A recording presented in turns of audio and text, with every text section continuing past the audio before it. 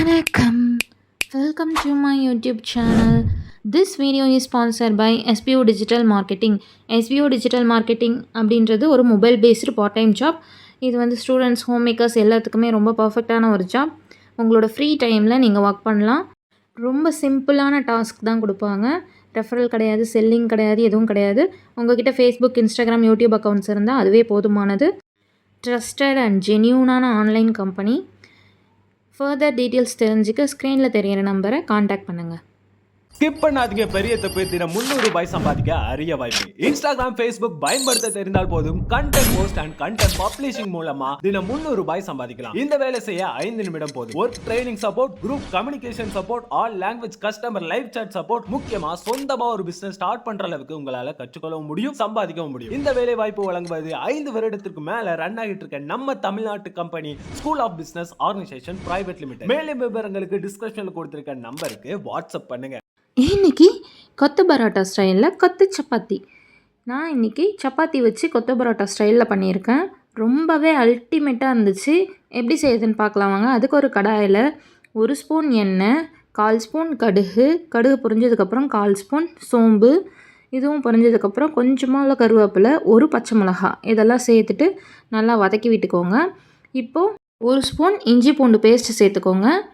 இது கூடவே வந்து ஒரு மீடியம் சைஸ் வெங்காயத்தை குட்டி குட்டியாக சாப் பண்ணி வச்சுருக்கேன், அதையும் சேர்த்துக்கலாம். வெங்காயம் வதங்கிறதுக்காக கொஞ்சம் போல் சால்ட் சேர்த்துக்கோங்க. சேர்த்துட்டு நல்லா வதக்கி விட்டுக்கோங்க. வெங்காயம் இந்த மாதிரி பொன்னிறம் ஆனதுக்கப்புறம் ஒரு குட்டி சைஸ் தக்காளியை கட் பண்ணி வச்சுருக்கேன், அதையும் வந்து சேர்த்துடலாம். சேர்த்துட்டு நல்லா கலந்து விட்டுக்கோங்க.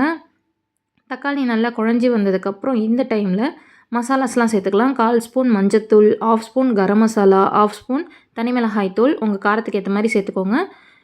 ஒரு 1/4 ஸ்பூன் போல் பெப்பர் பவுடர் இதெல்லாம் சேர்த்துட்டு நல்லா கலந்து விட்டுக்கோங்க. இப்போ அந்த மசாலாலாம் பைண்டாகி வர்றதுக்காக கொஞ்சம் போல் தண்ணி, ஒரு 1/4 டம்ளர் போல், இல்லை அதுக்கும் கம்மியாக வந்து தண்ணி ஊற்றிக்கோங்க. ஊற்றிட்டு நல்லா கலந்து விட்டுக்கோங்க. இப்போ மசாலாவோட பச்சை வாசனைலாம் போனதுக்கப்புறம் நான் இன்றைக்கி 2 முட்டை எடுத்து உடச்சி ஊற்றிக்கிறேன். உங்களுக்கு முட்டை வேணான்னு நினச்சிங்கன்னா ஸ்கிப் பண்ணிக்கோங்க. முட்டைக்கு மட்டும் கொஞ்சம் போல் சால்ட் மேலே தூவிட்டு மூடி போட்டு மூடி வச்சுருங்க ஒரு 2 நிமிஷம். அதுக்கப்புறம் நம்ம ஓப்பன் பண்ணி இதை ஸ்க்ராம்பிள் பண்ண ஆரம்பிச்சிடலாம். நல்லா வந்து ஸ்க்ராம்பிள் பண்ணிக்கோங்க.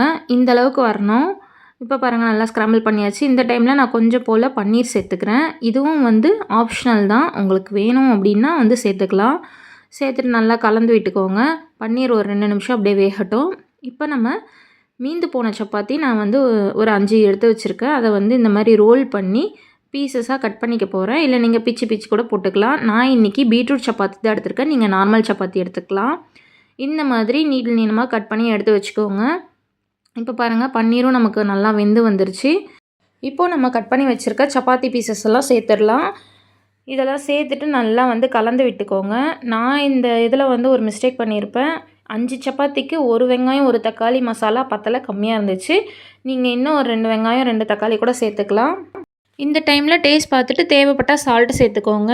லாஸ்ட்டாக இந்த மாதிரி கொத்தமல்லியை சாப் பண்ணி போட்டு சூடாக சர்வ் பண்ணுங்கள். செம்ம அல்டிமேட்டாக இருந்துச்சு. இந்த மாதிரி ஒரு தடவை ட்ரை பண்ணி பாருங்கள். இந்த வீடியோ உங்களுக்கு பிடிச்சிருந்தா லைக் பண்ணுங்கள், ஷேர் பண்ணுங்கள். என்னோடய சேனலை ஃபர்ஸ்ட் டைம் பார்க்குறீங்கன்னா சப்ஸ்கிரைப் பண்ணி வச்சுக்கோங்க. தேங்க்ஸ் ஃபார் வாட்சிங்.